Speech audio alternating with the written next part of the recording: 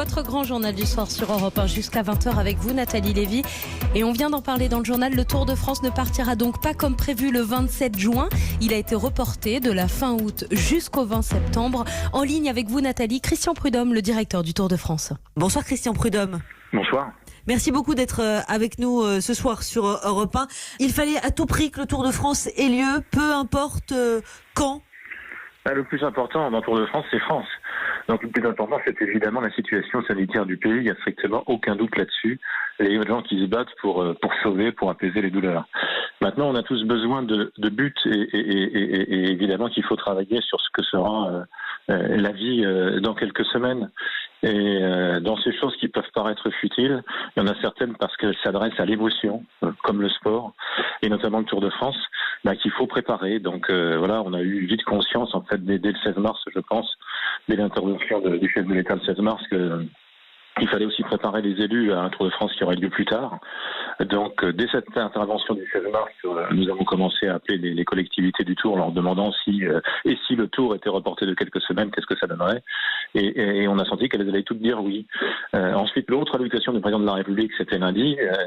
Pas d'événement à fort public jusqu'au 14 juillet. Et donc là, on s'est dit, il faut agir le plus vite possible, sachant que nous travaillons évidemment depuis des semaines avec les services de l'État, évidemment depuis des semaines avec le monde du cyclisme dans son ensemble, et évidemment depuis des semaines avec les collectivités hôtes du Tour de France. Alors ce décalage, donc départ 29 août du côté de Nice pour une arrivée le 20 septembre sur les Champs-Élysées, c'est aussi un défi logistique. Le parcours d'abord, il reste identique au tracé initial avec quand même quelques modifications qui pourraient être effectuées ? Alors le parcours est identique avec ses grands rendez-vous, ses villes arrivées et départ, la découverte du col de la Lose au-dessus de Méribel, pour la première fois le Grand Colombier dans le Jura, où on arrive au sommet, ou le Puy-Marie dans le Cantal, la planche des Delphi en Haute-Saône, les Caps maritimes, l'échappée maritime de l'île d'Oléron à l'île de Ré, les Pyrénées, le Montégoal, etc.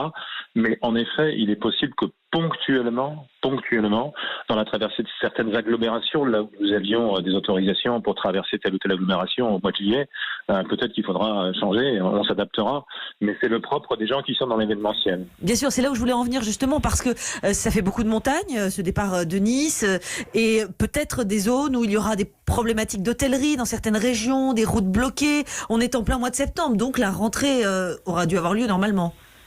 Le Tour de France, c'est un défi d'abord pour les coureurs, mais c'est quoi qu'il en soit un véritable défi tous les ans pour l'organisation. Cette année, le défi est un peu différent. Vous savez, l'année dernière, quand il y a eu cette terrible averse de grêle et la boue qui a coupé la route sur la route de Tignes, il a fallu qu'on s'adapte. En 2013, lorsqu'un bus d'équipe s'est encastré dans la ligne d'arrivée à Bastia pour la 100e édition du Tour, il a fallu qu'on s'adapte. Donc voilà, on est habitué à ça. Maintenant, bien évidemment, c'est un défi.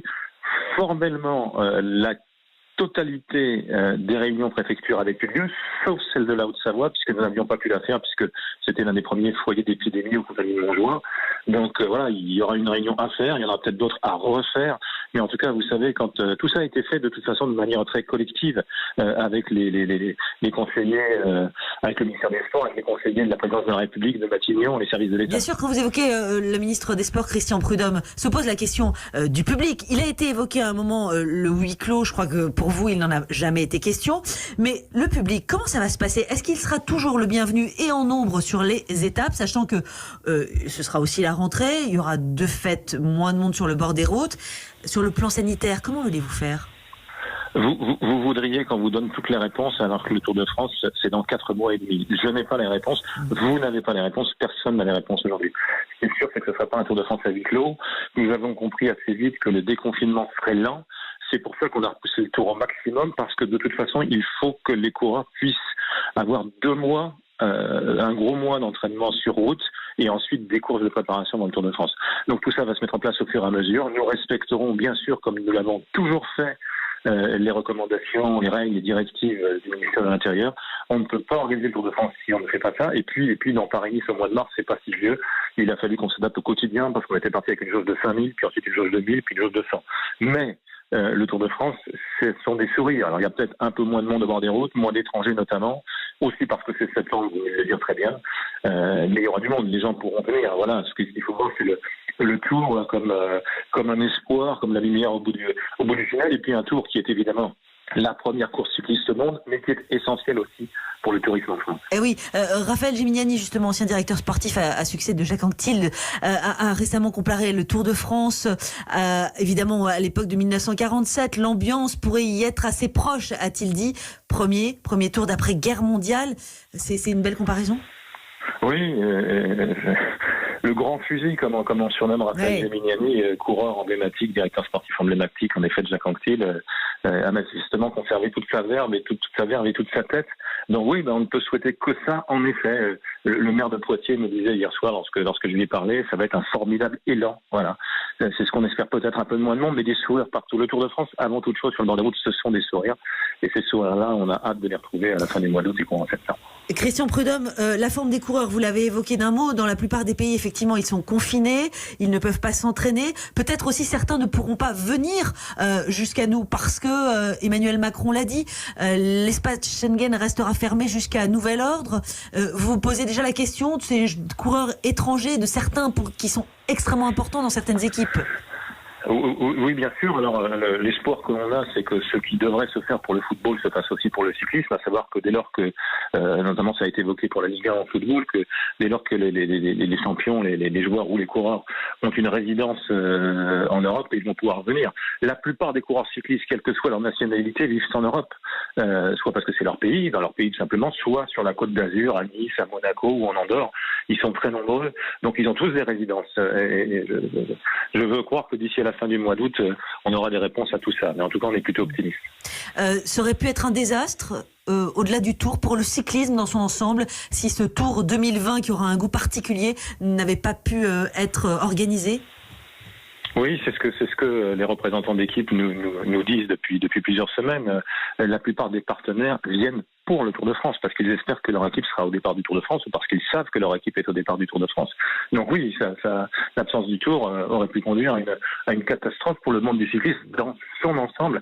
J'espère simplement que le 29 août, il y aura toutes les équipes qui étaient prévues, les 22 équipes prévues. Ça n'est pas sûr, parce que certaines, d'un point de vue économique, souffrent déjà beaucoup. Bien sûr.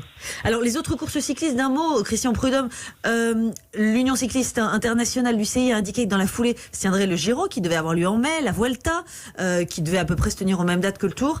Le Tour de France passe avant les autres, c'est le chouchou de l'UCI ?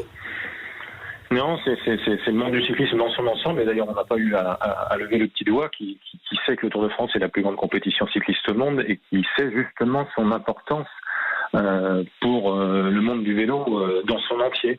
Donc non, lors des réunions nombreuses que nous avons pu faire, des visioconférences ou des conférences téléphoniques, chacun, les représentants des équipes, des coureurs, les autres organisateurs ont tous souhaité que le Tour de France existe. Alors, des petits organisateurs qui voient arriver le Tour de France en septembre, je peux comprendre leur légitime inquiétude, bien évidemment, de se retrouver face au mastodonte.